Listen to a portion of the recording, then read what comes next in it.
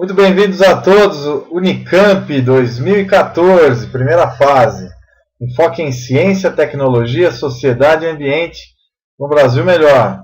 Rodrigo Eberhardt, aqui no teravestibulares.com.br, mais de 1000 videoaulas com Rodrigo Eberhardt, Teravestibulares. Unicamp, questões 12 a 18 de Geografia. Então, a Geografia na Unicamp, Campinas, Estado de São Paulo. Segunda melhor universidade do Brasil. Vamos lá. A Unicamp é uma das melhores 15ª do mundo entre as 50, as que têm menos de 50 anos de idade, né? A Unicamp é grande excelência nos vestibulares. Vamos lá. Começando então, o clima urbano decorre do contraste entre o espaço urbano e o campo circundante, né? Então, o espaço circundante, aí, evidenciando o caráter fundamental da cidade, como espaço localizado de contínua, cumulativa, acentuada derivação antrópica. Antrópica quer dizer derivação humana, influência humana, tá? O clima urbano resulta de interações de fatores locais, latitude, altitude, relevo, né? Então, Carlos Augusto Figueiredo Monteiro, por um suporte teórico prático para estimular estudos geográficos do clima urbano no Brasil, 1990. Sobre o clima urbano, é correto afirmar que ele resulta da interação da paisagem natural com o espaço construído pela ação humana. Paisagem natural não é substituída pelo meio ambiente construído. Nas grandes cidades, as temperaturas são mais elevadas nas zonas de contato entre espaço urbano e rural. Não, aqui a temperatura é menor. São as partes periféricas da cidade. B. Ele resulta da alteração da paisagem natural pela interferência da ação humana. Paisagem natural substituída pelo meio ambiente construído. Nas grandes cidades, as temperaturas das áreas centrais são mais elevadas que nos campos circundantes. Verdadeiro. C. Ele resulta da interdependência entre as condições naturais e as ações humanas. A paisagem natural interage com o meio ambiente construído sem grandes alterações. Com grandes alterações. E D. Ele resulta da permanência da atividade da paisagem natural pela interferência da ação humana. Não. Permanência da paisagem natural também não. Letra B. Então, o espaço urbano tem determinantes naturais como latitude, altitude, relevo, massas de ar, maritimidade, continentalidade, correntes marítimas, alterações promovidas pelo homem. De uma maneira geral, as áreas centrais criam normalmente ilhas de calor, né? Modificações que podem levar a aumento da temperatura elevada. As conhecidas ilhas de calor, que normalmente estão presentes em regiões muito alteradas, com muito concreto, asfalto, pouca vegetação. E isso normalmente ocorre no centro dessas grandes cidades. As áreas centrais, mesmo dos bairros, né? Não só da cidade. É a letra B. Continuando então a nossa questão 13. Vamos falar então, a tabela abaixo apresenta a população total urbana e rural em milhões de habitantes das macro-regiões brasileiras, segundo os 3 últimos censos realizados pelo IBGE, Instituto Brasileiro de Geografia e Estatística. Assinale a alternativa que indica corretamente as regiões identificadas pelo número 1, 2 e 3. Então vamos lá, regiões, Brasil, regiões. Vocês estão vendo a tabela, né? Mostrando então Brasil, regiões. Aí eu deixo para você analisar um pouco.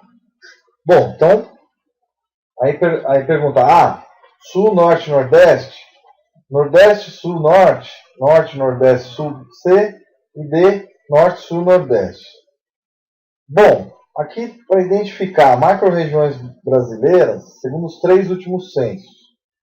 O Brasil, ambiente urbano, 160 milhões. Ambiente rural, 29,8 milhões. Região 1, urbano, 11 milhões. Região 2, urbano, 38,8 milhões. Então, a região sudeste, 74 milhões de pessoas na região urbana. E região centro-oeste, 12. Então, a gente acredita aqui, olhando o gráfico, que a região 1, possivelmente, vamos ver aqui, como tem menor população, a região norte. Então aqui deve ser a região norte. Em sequência, temos a região nordeste do Brasil, 38,8 milhões. Na região sul, vivem bem menor, né? Aqui a população toda, 27 milhões. Então, não é possível a região sul. Então, essa aqui é a sul, e não a 2, tá? Então, ficou região norte, nordeste e sul, que faz questão item C. Maravilha, né? Então, tá aí. O nordeste com possivelmente 53 milhões de habitantes, né? A região sudeste é a mais habitada, quase 80 milhões de habitantes, mais de 80 já. Esse é o censo de 2010, um dos últimos, né? Tá bom? Então tá aí. Resposta letra C. Norte tem a menor população, média, intermediária em relação à região sudeste. Bom, questão 14, a região centro-oeste, aqui próximo da região norte, população. Assinale a alternativa que indica corretamente a localização e uma característica predominante dos domínios morfoclimáticos do Cerrado, da Caatinga e dos mares de morros. Então você vê aí, Amazônia, 1, 2, 3, Araucárias, Campos. Bom, no mapa de domínios morfoclimáticos, então a gente tem aqui um Cerrado, fica na região centro-oeste, basicamente. Aí temos 2, Caatinga. E 3, a região aqui de Mata Atlântica. Mata Atlântica. Denotando então os mares de morros, região montanhosa, normalmente as serras do mar. Então vai fazer questão letra D, cerrado com vegetação típica de savana. Caatinga, clima semiárido do Nordeste. Caatinga quer dizer mata branca, né, seca, os indígenas que deram esse nome. E mares de morros com Mata Atlântica. Lembrando que mares de morros em região montanhosa de Minas Gerais, São Paulo, Rio, Santa Catarina, né? Rio, São Paulo, Minas Gerais, Bahia, Espírito Santo,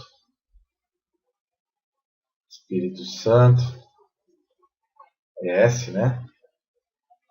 Rio Grande do Sul, e também se estende por muitos outros lugares. Então, letra D está aí demonstrando os principais biomas. Então, região 1, identificada como o Cerrado, os planaltos tropicais, vegetação de cerrado, né? Árvores tortuosas, muitas gramíneas, região de planalto, tá? Na região da Caatinga, constituída por depressões interplanáuticas, ou seja, entre o mar e os planaltos, semiárida, com vegetação arbustiva, forte presença de cactáceas, Então a caatinga tem cactáceas, né? E plantas xerófitas, tá? Então caatinga, presença de cactos, cactáceas, plantas chamadas xerófitas, gostam de ambientes secos, xero, seco, plantas de clima seco.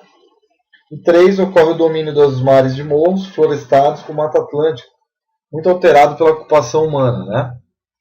Bom, agora questão 15, vamos lá. Em termos genéricos, a rede urbana constitui-se no conjunto de centros urbanos funcionalmente articulados entre si. É, portanto, um tipo particular de rede na qual os vértices ou nós representam os diferentes núcleos de povoamento dotados de funções urbanas, e as linhas representam os diversos fluxos entre esses centros. Datado Roberto Lobato Correia, Trajetórias Geográficas, Rio de Janeiro, Bertrand, Brasil 2001. Sobre a rede urbana brasileira, é correto afirmar que, bom, com o advento da industrialização, a rede urbana articulou-se, ganhou dimensão nacional, no primeiro momento, desenvolveu-se, possibilitou a criação de um sistema hierarquizado, conectados a redes internacionais. Então você tem metrópoles regionais, metrópoles globais, São Paulo, Rio de Janeiro, metrópoles regionais, Recife, Fortaleza, Salvador, Manaus, Porto Alegre, Floripa, São Luís, Goiânia, Brasília.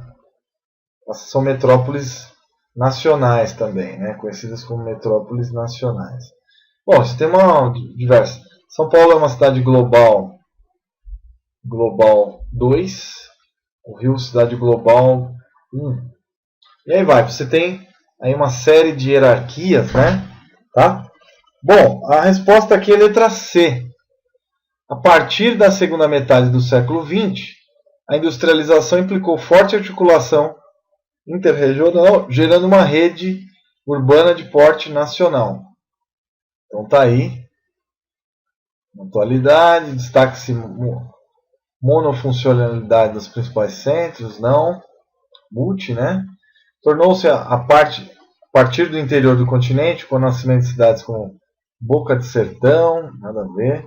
B, já no início do século XIX, deixou de seguir o modelo dendrítico, que se espalhava, né? Plantando desde o início colonização para atender a economia agroexportadora. Não, letra C, né? Resposta, então, segunda metade do século XX, houve uma grande industrialização do Brasil, industrialização tardia, nossa, América Latina, que implicou forte articulação interregional. Na questão 16, pulando agora, as ocupações de telemarketing expressam uma importante transformação no mundo do trabalho nesse começo do século. Surgem nos Estados Unidos e na Europa nos anos 1980, na década de 1990 atingem o Brasil, onde os call centers, local de trabalho dos atendentes de telemarketing, mais concentram trabalhadores, 1.103 em cada empresa. Adaptado de Gessé Souza, Os Batalhadores Brasileiros, Nova Classe Média ou Nova Classe Trabalhadora. Belo Horizonte, editora UFMG, 2012. A sinal alternativa é que todas as características associadas a esse tipo de trabalho estejam corretas. A. Estatização das empresas de telecomunicação, não. As privatizações. Privatização das empresas passaram a serem comandadas por empresas privadas.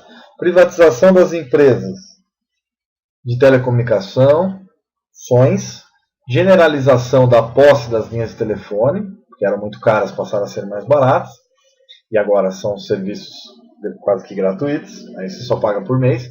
Expansão de serviços de suporte técnico, televenda, Insegurança no mercado de trabalho. Por quê? As pessoas são trocadas como um número, né? Então é um emprego não muito estável. E C, privatização das empresas, generalização da posse de telefones, celulares, retração dos serviços de atendimento, não, aumento, né? E D, estatização das antigas empresas, não, já eram estatais. Então houve os sistemas de telemarketing tornaram acessíveis as redes de telefonia fixa e móvel, celulares e telefone fixos, grande parte dos brasileiros, quase 100%. No Brasil, especificamente, o processo de privatização ocorreu nos anos 90. Fernando Henrique Cardoso, presidente, permitiram à população serviços de comércio online, tornando então os call centers uma forma de comunicação entre compradores e fornecedores. Então, muitos call centers mundiais estão localizados na Índia, por exemplo. Call centers internacionais. Na Índia. A Índia é o maior call center do mundo, né? Atende chamadas americanas, por exemplo. O americano reclama de um produto, normalmente fala com o indiano, né? O que não é muito legal. Uma flexibilização muito grande dos serviços, né? Coisa muito louca, né? Bom, e para a gente finalizar, vamos para a questão 17 e 18. Sobre a Revolução Informacional, suas implicações para a reorganização do mundo contemporâneo, podemos afirmar que alguns estados e um conjunto diminuto de grandes empresas controlam o essencial da revolução tecnológica em curso, atualizando o desenvolvimento geograficamente desigual. Verdade. Microsoft, Apple, Samsung, empresas como a Lenovo controlam a internet. Os Estados Unidos controla a internet e há uma desigualdade, né, geográfica nesse atendimento, no desenvolvimento. B. Dado o alcance planetário do sistema tecno-informacional, a população tem amplo acesso a uma informação verdadeira que unifica os lugares? Não. Nem todo mundo ainda tem acesso. Na região norte do Brasil, salvo em alguns lugares, a internet não é boa ainda. Vai melhorar, lógico. C. Há um acentuado enfraquecimento, boa parte do Brasil, né? Vamos falar a verdade. Há um acentuado enfraquecimento das funções de gestão de metrópoles, processo determinado pela descentralização da produção, apoiado pelo uso intensivo de tecnologias da informação. Então, essa reorganização do mundo contemporâneo, podemos afirmar, é um acentuado enfraquecimento das funções de gestão? Não, aumento das funções de gestão. D. Os mais diversos fluxos de informações perpassam as fronteiras nacionais, anulando o papel do Estado-nação. Não, ainda existe papel-nação como ente regulador e definidor das estratégias no jogo político mundial. Bom, a revolução informacional tem um alcance global, protagonistas alguns poucos estados, como Estados Unidos e Europa, Ásia, como China, Japão, Singapura, etc. Na América Latina tem o Brasil, mas ainda muita desigualdade. Brasil com muita desigualdade. Os mais ricos têm acesso, os menos ricos, mas está aumentando. Tá? Já é considerado um gigante da internet também, né? Gigante da internet. Mesmo ainda tendo desigualdades internas. Os pobres nem todos têm acesso à internet ainda. Existe pobreza ainda no Brasil. Alimentar está acabando. O problema da escassez alimentar. Mas de informação ainda tem problema. Bom, no mapa abaixo estão indicados, então a resposta da questão 17 é A. Tá? Nos estados, um conjunto, estados aqui falam países, né? Um conjunto diminuto de grandes empresas controla o essencial. Por exemplo, Microsoft, Apple, com 2 EPs, né? Google, Facebook, concentram as informações, né? E aí outros exemplos, milhares, né? WhatsApp, etc. etc. Bom, questão 18. No mapa abaixo estão indicados por números 3 países do continente africano. Isso pode mudar. Só relembrando aqui, voltando a essa questão, essas empresas podem mudar, mas por enquanto é Microsoft, Apple, Google, Facebook e Adobe dominam boa parte da internet, né? A Microsoft talvez seja a que mais domine, né, o ambiente de mercado. Bom, no mapa abaixo estão indicados por números 3 países do continente africano. Já dá para de cara saber que um deles, número 1, é Angola, 2, Moçambique e 3, África do Sul. Então, por isso que é bom saber mapa, né? Aqui é o país Angola, nossos irmãos que falam português, língua portuguesa, nossos irmãos de Angola. 2, Moçambique, país também de língua portuguesa, muito bonito, litoral belíssimo, mas ainda com várias dificuldades econômicas. Angola, belíssima Angola, né? Também, o país cresce muito. Moçambique, meu abraço a Angola e Moçambique, quem estiver vendo nossos irmãos de Angola e Moçambique. Grande abraço a todos aí da África também, né? Nossos co-irmãos que falam a língua portuguesa. Bom, nessa super comunidade de países de língua portuguesa, né? Bom, Angola e Moçambique são os PALOPs, ou seja, países africanos de língua portuguesa. PALOPs. Os PALOPs, né? Países luso-brasileiros, países africanos de língua oficial portuguesa, né? Países africanos de língua oficial portuguesa. Os PALOPs. Muito bem. Comunidade dos países de língua portuguesa tornaram-se independentes de Portugal em 1970. Em 1970 tiveram a independência de Portugal, o pau quebrou, os moçambicanos puseram para correr os portugueses, os angolanos também. E a República da África do Sul, que é a terceira, né? África do Sul, British Commonwealth, ele é considerado também um BRIC, faz parte dos BRICS, entre Brasil, Rússia, Índia, China e South Africa, então BRICS, né? Brasil, Rússia,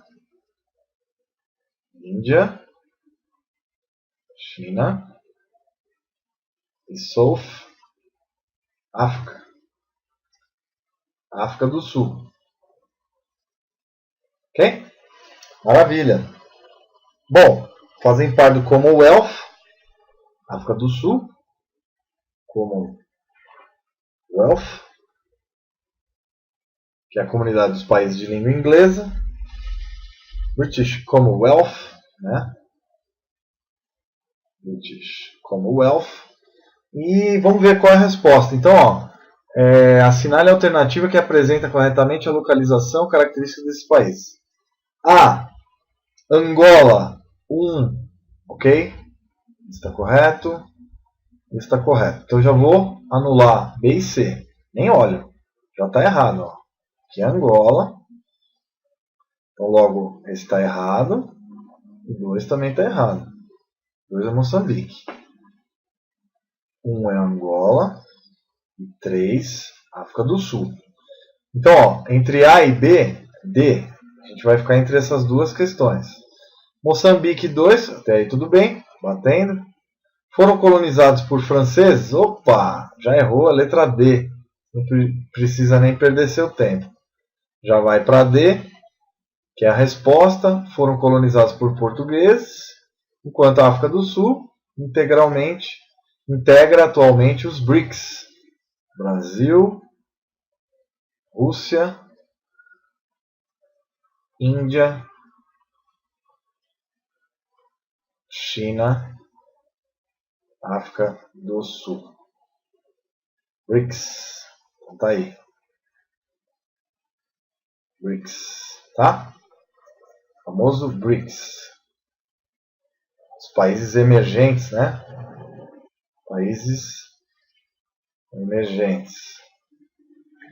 Já tem outras denominações também. México, Indonésia, Arábia Saudita. Estão formando outros blocos, né? Importantes também. Turquia, né? Bom, chamado MIT, né? MIT. A 18, então finalizamos. Então, item D, que maravilha! Meus queridos, grande abraço a todos. Vimos diversas questões que versavam história. O assunto geografia, né? Melhor dizendo, geografia. Perdão, falar história, também tem um pouco de história, né? História e geografia, mas basicamente geografia. Grande abraço a todos.